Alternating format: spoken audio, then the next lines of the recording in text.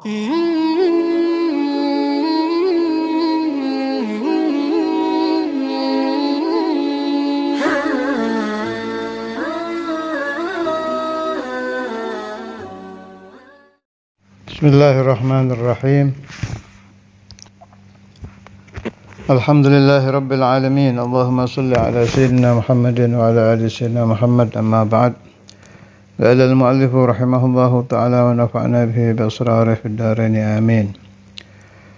Kitabul Hikam, hikmah ke-15. Mimma yadulluka ala wujudi qahrihi subhanahu an hajabaka anhu bima laysa bimawjudin ma'ahu. Mimma, dari apa-apa, yadulluka, yang menunjukkan engkau, ala wujudi qahrih, atas adanya sifat qaharnya Allah.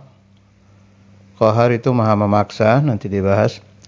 An hajabaka anhu, Allah menghijab engkau dari Allah, anhu dari Allah, bima laisa bimawjudin ma'ahu. Bima laisa bimawjudin ma'ahu, ini tolong digarisbawahi sebab ada beberapa yang memberikan arti tidak pas. Jadi bima laisa bimawjudin ma'ah ini bahasa lainnya ay bil kaun gitu, atau ay bil alam, sesuatu yang tidak mawjud bersama Allah. Allah kan mawjud hakikah, yang betul-betul mawjud itu Allah. Selain Allah tidak ada. Apa selain Allah? Ya alam. Wujud itu hanya dua. Kalau enggak Allah ya al-kaun. Kalau tidak Allah, alam. Saya ulangi, ini agak sulit menterjemahnya sebab saya temukan beberapa terjemah kok enggak pas ya. Jadi ada yang ngertikan begini. Mimma yadulluka ala wujudi ghahrihi subhanahu an hajabaka anhu bima laisa bimawjudin ma'ahu. Itu diartikan yang menjadi hijab dari Allah sesuatu yang nyatanya tidak ada itu. Jadi laisa bimawjud diartikan fata morgana, sesuatu yang nyatanya tidak ada. Bukan begitu maksudnya. Laisa bimawjudin ma'ah ay al-kaun. Jadi yang menunjukkan bahwa Allah maha memaksa, bersifat qahar, itu Allah menghijab kamu, menghijab manusia yang diajak ngomong ini ya. Allah menghijab kamu insan dari musyahadah kepada Allah. Pakai apa Allah menghijabnya? Pakai akwan, pakai alam selain Allah. Itu makna yang sahih begitu. Kalau yang ingin meraji, saya dari mana dapat paham ini, lihat Syarhul Hikam di Syarnubi halaman 28, hikmah ke-15. Boleh saya baca bahasa Arabnya ya, biar saya enggak disangka ngarang. Ay mimma yadulluka ayyuhal murid ala annahu subhanahu al-qahiru fawqa ibadih an hajabaka. Ay hajabaka anhu ta'ala bil kaun alladhi laysa bimawjudin ma'ahu li'annaka qad 'alimta annahu dhulmah ay 'adamun mahdhun min haythu dhatuhu fal wujudul haqiqiyyu innama huwa lillahi ta'ala wa ma siwahu la yusafu 'inda al-'arifin biwujud wala faqad idh la yujadu ma'ahu ghairuhu li thubuti ahadiyatih ila akhir magal. Panjang ini syarahnya. Pokoknya yang ingin saya nukil, laisa bimawjudin ma'ah, maknanya ya lakwan, alam. Jadi Allah itu terkadang memberi kepada hambanya.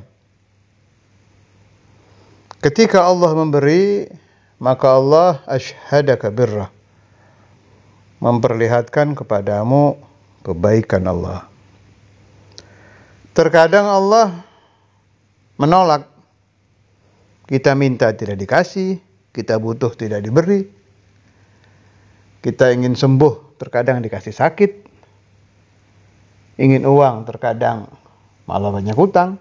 Kebalikan dari yang kita inginkan. Ini terjadi sehari-hari, sewaktu-waktu di manusia. Apa itu?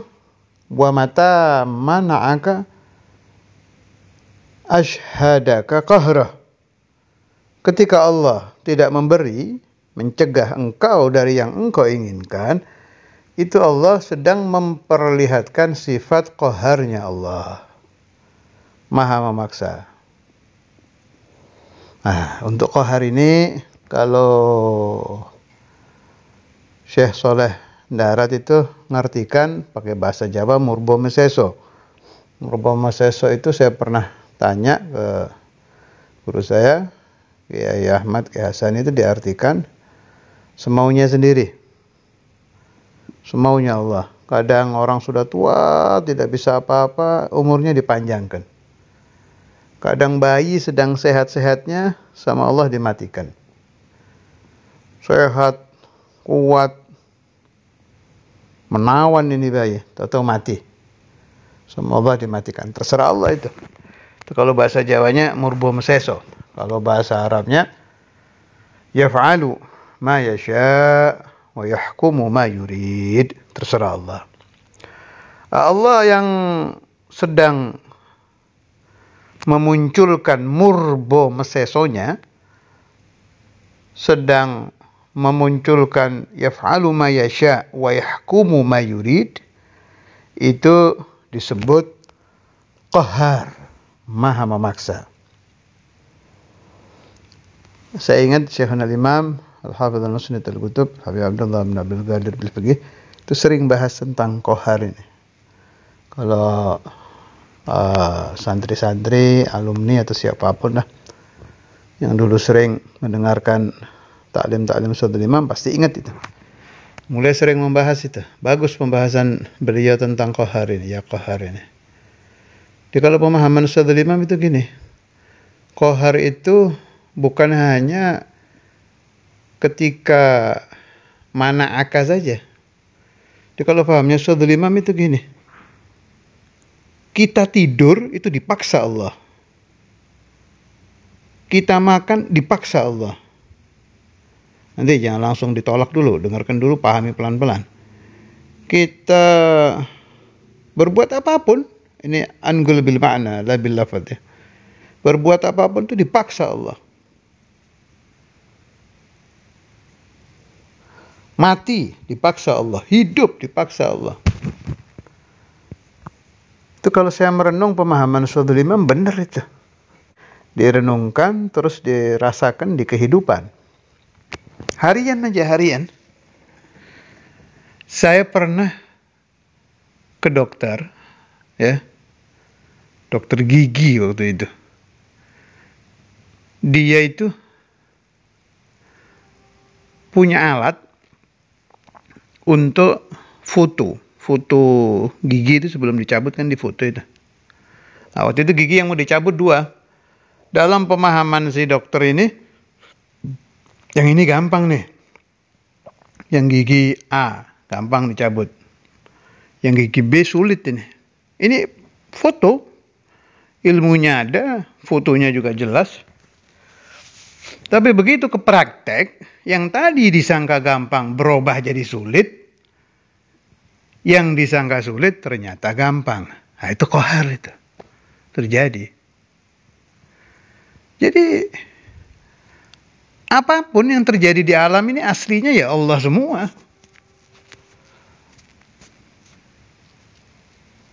Contoh lain. Sering terjadi kalau saya ngobrol dengan orang-orang ahli dagang.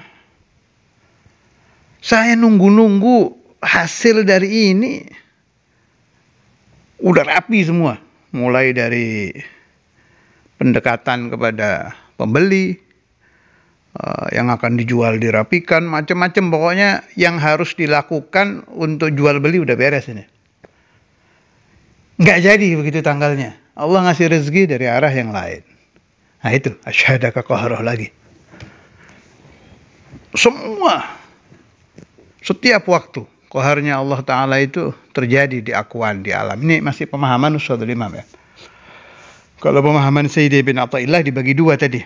Kalau memberi, asyhadaka birrah. Kalau mana'aka, asyhadaka qahrah. Oh, dua-duanya benar.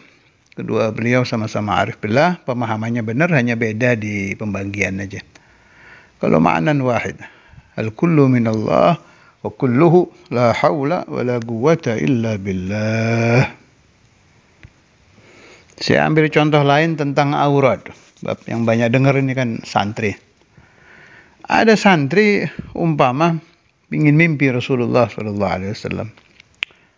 Fa qara'a as-salata 'ala Nabi sallallahu alaihi wasallam.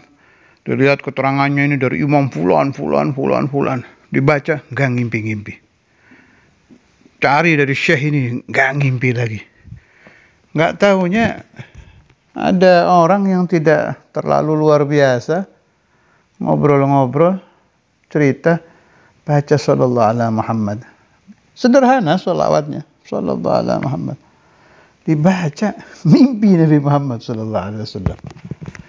Padahal menurut alamul afkar, pemikiran insan, wah ini Syekh fulan, ini al-qutub, ini bukan saya meremehkan wali-wali kutub, bukan ya. Jangan pemahamannya keliru kalau saya sudah ngomong begini, bukan, ini malah lagi lihat yang terjadi di akwan. Qahrullah azza wa jalla ibadih wa huwal qahiru fawqa ibadih ya qahar. Jadi begitu. Nah, kejadian seperti ini tolong dipahami. Allah sedang mengajak hambanya berbicara dengan kejadian. Sedang memberikan pemahaman kepada anta, kepadamu. Ashhadaka qahra. Faka'annahu ta'ala yaqul alladhi razaqaka ru'yata Rasulullah sallallahu alaihi wasallam ana lal wirid gitu. Yang memberi rezeki kamu tuh bisa mimpi Nabi itu saya biqahri wa anta 'abdun min ibadi gitu. Saya yang memberi itu. Contoh lain, ada orang ingin bisa baca kitab. Ini zaman saya dulu masih ngaji, ingin bisa baca kitab. Belajar kitab Nahwu ini nggak kebuka-buka. Baca ini nggak kebuka-buka. Akhirnya, ya seperti tadi cerita itu. Dengar temannya lagi ngobrol. Qala, saya tadi baca kitab kecil di ngaji sama fulan. Kok kayaknya gampang takbirnya.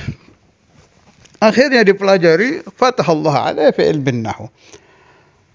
Terbuka, bisa membaca kitab. Setelah mempelajari kitab yang dianggap oleh teman-temannya dan orang-orang pada saat itu, kitab ini biasa-biasa saja. Nah itu, asyhadallah ala fulan qahrahu fi ijadihi, bisa baca kitab gitu. Allah Ta'ala sedang memunculkan sifat qaharnya Allah Ta'ala kepada para santri. Kamu bisa baca kitab itu dari saya. Bukan dari guru, bukan dari nahwu, bukan dari ini, bukan dari itu, tapi dari saya. Wa hakadha semua kejadian di alam, kalau Anda kelompok pedagang, renungkan ketika Anda berdagang bahwa segala sesuatu minallahi azza wa jal, rezeki dari Allah. Kalau Anda santri, futuh dari Allah. Kalau Anda orang yang rindu kepada Rasulullah sallallahu alaihi wasallam, alladzi yuqarribuka ila Nabi Muhammad sallallahu alaihi wasallam huwa biqahrihi, biqahrillahi azza wa jal. فكل شيء من الله وكل رزق من الله وكل فتح من الله, sebagaimana juga al-man'u min Allah wal maradu min Allah wal alamu min Allah wal hijabu minallah fal kullu la haula wala quwwata illa billahil aliyyil azim.